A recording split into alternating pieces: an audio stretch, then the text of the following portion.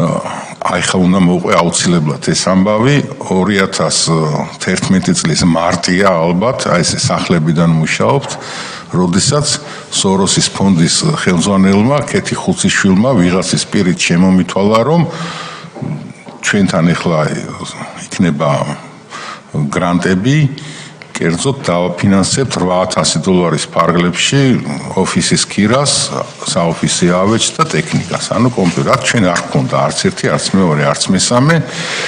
გამიკვირდა რომ სოროსის ფონდის მხრიდან ესეთი შემონათვალი იყო, ძალიან გამიკვირდა, თუმცა ნუ რახანი იყო, აუდიტით დავწერეთ პროექტი და მიცეს სხვას, ვისაც საერთოდ არ ჭირდებოდა ეს ამბავი და შემდეგ დაურეკე ზვიად ქორიძეს, რომელიც იყო ბორდის წევრი და მე ვთხარი რა არის მეთქი ახლა ეს და მე რატომ მეუნებიო მედია პროექტების კოორდინატორი არისო ალეკო ელისაშვილი.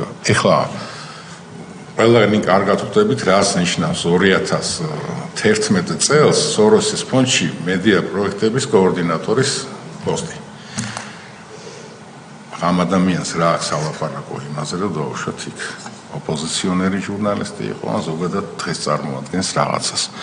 მეორე ეგეთი შემთხვევა იყო, ალბათ მნიშვნელოვანი დეტალია ეს პირველში ახალგაზრდება მინდა იცოდნენ, იმიტომ რომ აქ რო დარბიან არასამთავრობო ორგანიზაციების ფულით და მოწოდებებით დარბიან ძირითადად, იყო რაღაც საგამოძიებო ჟურნალისტიკაზე იყო გრანტები $12,000 ფარგლებში და მე მაშინ წარვადგინე 16 გამოძიებას გავაკეთებდი $8,000, თუმცა გრანტი აიღო ერთ-ერთმა ცნობილმა არასამთავრობო ორგანიზაციამ, რომელმაც შეიტანა პროექტი 5 გამოძიება უნდა გაეკეთებინა $12,000 და გააკეთა მხოლოდ ერთი საბოლოოდ.